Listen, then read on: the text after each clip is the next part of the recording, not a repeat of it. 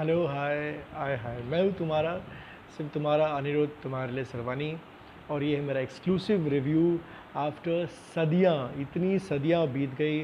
मैं तरस रहा था कि कब कोई फ्राइडे आए और मैं किसी पिक्चर का रिव्यू दूँ।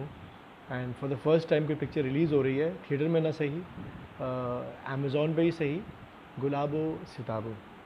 अब इसका मैं फोरकास्ट तो नहीं कर सकता बॉक्स ऑफिस का, क्योंकि ये थिएटर में रिलीज़ नहीं हुई है। लेकिन बताऊंगा अगर थिएटर में रिलीज़ होती तो कितना कमाती, ये भी बताऊंगा, सुनिएगा। It was such a pleasure to see two of the finest actors from two different generations.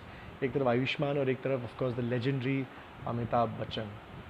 And Paa film के बाद वंस अगेन इस उम्र में he is now 78 years old and really hats off to Amit ji कि उन्होंने बिल्कुल अपने आप को ऐसे ढाल लिया उस कैरेक्टर में जो उनके रियल लाइफ कैरेक्टर से इतना हटके है। लखनऊ के एक बुज़ुर्ग 80 साल के आदमी दिखाए हैं, और क्या मेकअप है बॉस। सीरियसली सुना है कि शूटिंग जब कर रहे थे nobody recognize this was Amitabh Bachchan. Imagine पूरा वो हंच बैक एंड वो पूरा पकोड़े जैसा नाक और चश्मा और दाढ़ी, and what amazing makeup man, prosthetics was amazing. लेकिन ये इस फिल्म की एक तरह से नेगेटिव पॉइंट भी बन गया, because you almost did not recognize it's Amitabh Bachchan. तो समहा वो अमिताभ बच्चन का मज़ा नहीं आया, बिकॉज उनकी आवाज़ से लेकर लहजा से लेकर सब कुछ ही अलग था। रिमेंबर अग्निपथ में भी उन्होंने कुछ अपनी आवाज़ बदलने की कोशिश की थी और वो पिक्चर भी फ्लॉप हुई थी। और ये इस फिल्म के लिए एक नेगेटिव भी था और पॉजिटिव भी था। जहाँ तक कि कहानी का सवाल है, शुजीत सरकार जो डायरेक्टर हैं, जिन्होंने ऑफ कोर्स आयुष्मान का करियर शुरू करवाया था with Vicky donor, is back with Ayushman again. Surprisingly इसमें आयुष्मान का रोल इतना ज़बरदस्त नहीं है जितना कि अमित जी का। The focus is completely on Amit ji. इस हवेली में रहते हैं, उनकी नज़र उस हवेली में, उनकी एक बीवी है जो उनसे 17 साल बड़ी है, और वो वेट कर रहे हैं कि कब वो टपक टपक जाए और वो हवेली उनके हाथ में आ जाए। तो उनका कैरेक्टर बहुत इंटरेस्टिंग था कि एक आदमी इस उम्र में गरीबी में कि कभी कभी गरीबी भी इंसान को कितना लालची बना देती है, डेस्परेट बना देती है। और उस चाहे, and it doesn't have to be कि आप यंग हो, आप उस उम्र में भी बुज़ुर्ग हो। यूजुअली हमें सिखाया जाता है कि बुज़ुर्गों का आदर करो, लेकिन इस आदमी का कोई आदर नहीं करना चाहेगा, बिकॉज ही सच एक तरह से काफ़ी कमीना आदमी है। लेकिन यू अंडरस्टैंड ऑल्सो उनका कमीनापन, क्योंकि वो बेचारे इतने गरीब हैं। एंड ये भी एक दिखाया गया कि कैसे टेनेंट्स लैंडलॉर्ड्स का कैसे फ़ायदा उठाते हैं। कि आयुष्मान जो वहाँ पे किराएदार होता है, वो सिर्फ 30 या 40 रुपए अभी भी देता है किराए के लिए, जैसे कि अभी तक इंडिया में होता है कि वो बैठ जाते हैं किराएदार और बोलते हैं कि हम नहीं जाएंगे, तुम क्या करोगे।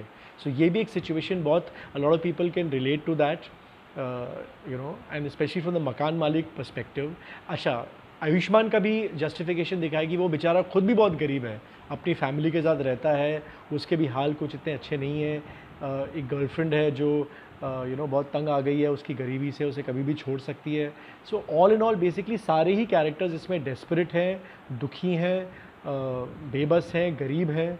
So you feel sympathy for all of them, and yet you don't, because सभी कुछ ना कुछ टेढ़ा काम कर रहे हैं एक दूसरे को नीचा दिखाने के लिए। Brijendra Kala and Vijay Raaz are fantastic as usual. ये supporting actors, they can never do any wrong man, they are fantastic. लेकिन प्रॉब्लम क्या था कि फ़िल्म की जो स्क्रीन प्ले थी वो इतनी स्लो थी पूरी पिक्चर में। मतलब 2 घंटे की पिक्चर है लेकिन 2.5 घंटे की लग रही थी। 1 घंटा 45 मिनट तक कुछ भी नहीं होता है। अमिताभ बच्चन कोशिश करते रहते हैं कि किस तरह से आयुष्मान को निकलवाएं घर से, वो वकील के चक्कर काटते रहते हैं जो कि ब्रजेंद्र काला है। विजय राज आर्कियोलॉजिकल डिपार्टमेंट्स हैं, उनका अलग मकसद है कि किस तरह से इस घर को पुरानी इमारत बना के सील कर दिया जाए। आयुष्मान भी घुटते रहते हैं, वो भी बेसिकली बेबस रहते हैं। तो there was nothing really that was happening. Amitabh Bachchan कोशिश करते रहते हैं कि मैं घर बेच दूं या ये करूं या वो करूं, कुछ होता ही नहीं है। लास्ट का जो 15 मिनट का जो ट्विस्ट है, which is completely unexpected, even मैंने एक्सपेक्ट नहीं किया था ऐसा। सो वो लास्ट के 15 minute hold your attention. By then बहुत देर हो चुकी होती है, समवेयर ऑल्सो। प्लस क्या था कि पिक्चर में ह्यूमर एलिमेंट जो था वो बहुत ही कम था, हल्का सा था, लेकिन it wasn't enough. Like a picture like this really needed it to be like really really caustically funny for you to really enjoy it.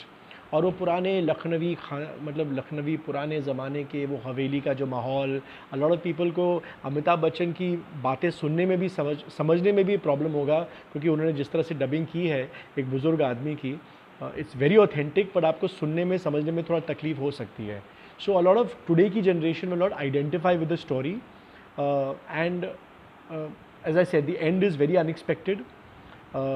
मुझे थोड़ा सा डाउट हो रहा था जब मैंने ट्रेलर देखा ना, मैंने किसी को कहा कि ये पिक्चर बड़ी ढीली ढाली निकलेगी, और वैसे भी मुझे थोड़ा डाउट था क्योंकि इससे पहले शुजीत की जो पिछली पिक्चर थी अक्टूबर, वो भी बहुत ही स्लो लगी थी. बाप रे, मतलब वो पिक्चर मौत के बारे में थी, और उस पिक्चर को देखते देखते आदमी थक हार के मर जाए. तो इस फिल्म में भी उनके पास बहुत अच्छा. ऑल्सो दूसरा प्रॉब्लम क्या हो गया था कि गुलाबो सिताबो जो फिल्म का नाम है, it's about two this puppets जो हमेशा लड़ते रहते हैं.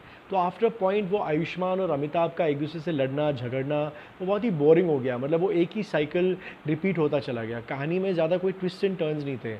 या तो आयुष्मान को भी और कमीना दिखाते कि वो अमिताभ बच्चन के खिलाफ कैसे चाले चल रहा है, कुछ ज़्यादा था ही नहीं. बहुत से सपोर्टिंग कैरेक्टर्स थे पर उनको कुछ ज़्यादा करने का मौका नहीं मिला. हाँ, इसमें आयुष्मान की जो बहन का रोल जिसने किया है, I think her name is Srishti Srivastava, superb actress.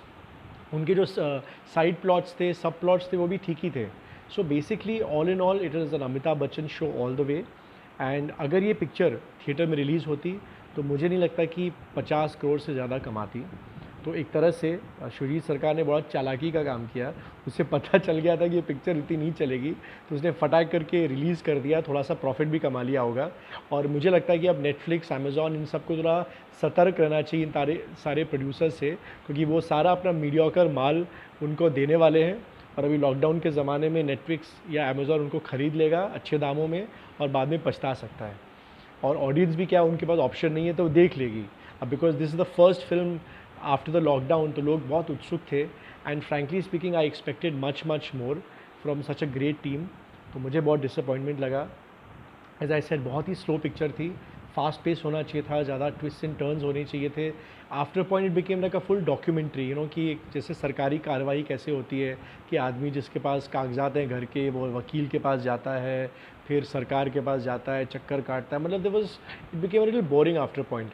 Amitabh Bachchan की जो बीवी का रोल फारूक जिन्होंने किया है, she is too good man, too good. उनके वो 3-4 सीन इतने नमकीन है, इस उम्र में भी उन्होंने फैंटास्टिक काम किया है. उसे सबके छक्के छुड़ा लिए. And Amit ji, at this age for you to experiment with new roles, it's really, मतलब hats off to you man, really. वो अभी भी नए फ्रंटियर्स कॉन्कर करने की कोशिश कर रहे हैं. आयुष्मान सरप्राइजिंगली अगेन आफ्टर शुभ मंगल ज़्यादा सावधान, उनको ज़्यादा सपोर्टिंग रोल मिला, जिसमें वो ठीक ठाक ही थे.